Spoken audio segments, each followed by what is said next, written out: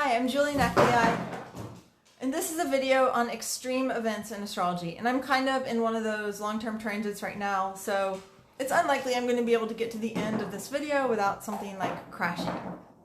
And you'll hear a lot. Yeah. Okay. Anyway, so basically, in astrology, you have, just similar to weather, there's climates and also weather events that humans can't easily survive, such as a tornado or living in Antarctica or perhaps the Sahara Desert. And so we have to make adaptations to those climates and those events. And it's the same thing in astrology. Certain transits are just too heavy, too dark, too frenetic, or whatever for humans to easily survive without making adaptations. And I've tried the approach of, when these events occur, trying to get as into them as humanly possible. You know, like taking the strategy that if you move your family to Mexico, you don't get an air conditioner. Instead, you're like, we're going to embrace this heat, you know? So you start forcing your family to eat lots of chili peppers, and you light a fire inside of your home, and you feed them hot soups and call them Jose, and you just try to get really into the spirit of fire. You know, so I've tried that, but it doesn't usually work. It usually backfires in a pretty... it's usually backfired in a pretty major way, because some forces are just too extreme and too pure for humans. We need a more mix of forces. I remember when I was in school, my professor was like, what do crystals in the sky have in common? And I'm like, they're both clear? And he's like, no, think, what do crystals in the sky have in common?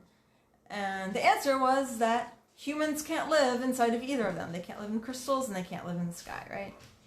And that's kind of the same way with the signs of the zodiac and even the energies of the planets. Humans cannot survive them in their purest form. So when things are happening in your chart, or else in the general astrological weather, where a certain force starts to predominate, the more any single force starts to predominate, the more people start to have problems until it gets where they can't take it. So this video is on what you do when certain forces in your chart get so strong that you are basically starting to unravel.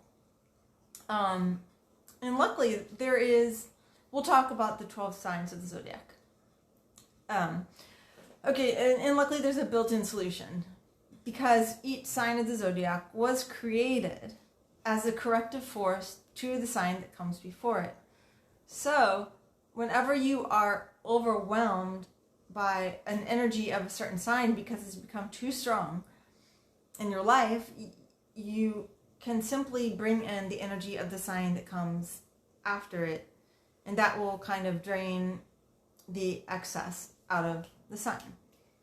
An example would be, let's talk about Mercury, because I'm currently having extreme Mercury transit. It's everything is just chaos, you know what I mean? It's 5,000 messages a day with constantly changing plans, and all these trips I have to make, and I have to carry things on the trips, and I have to be two places at once, and my dog is constantly throwing bones, and I go out and my dog gets attacked by another dog, and people attacking me, and it's just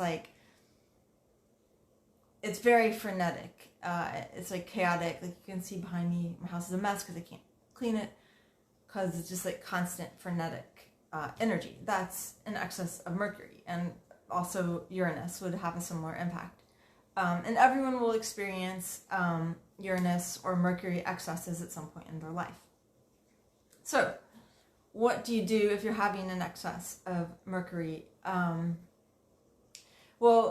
what you would do in this case is there'd be two remedies. The first remedy would be to focus on having a comforting home life. Cook, clean, snuggle, lie in bed watching movies, just be more of a homebody if you can. And then the second remedy would be to focus on love and romance. And why are those remedies? Those are remedies because the sign of Gemini, which rules communications and short journeys, is followed by Cancer.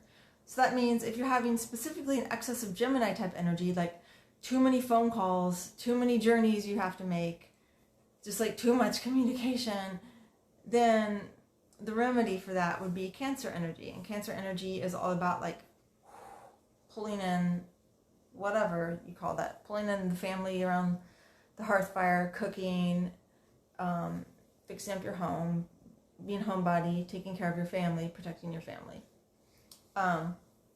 Likewise, the other expression of Mercury would be Virgo. Virgos also can be really mentally frenetic, or whatever you call that, but it's more like things are breaking down, there's health crises, there's things going on with pets. So it's more problems that are more, Gemini's a little bit more mental and Virgo's a little bit more tangible, you know, like physical things, like things breaking down, people breaking down, pets having needs, just like lots of needs and health issues and practical things that are all going haywire. So when you're having that, the remedy would be love, because Libra is the sign of love and romance, and it follows Virgo, you know. So like if you're having, if your dishwasher keeps breaking down, you might want to do something like create a hunks Hall of Fame on your wall where you hang up pictures of hunks and draw hearts around them or something like that. But just something to bring in energy of love and romance, so that you're not completely consumed by dishwashers breaking down. So for each type of sign and each type of planet that's getting out of control, there's a remedy which will drain the energy out of that transit. And I have tested this approach, unlike the extreme approach of trying to maximize the forces of the moment, has actually proved effective in my experience. In fact, I'm probably gonna go like build that wall of hunks right now. So thank you. Maybe I'll make a different video for the other forces and how to counteract them.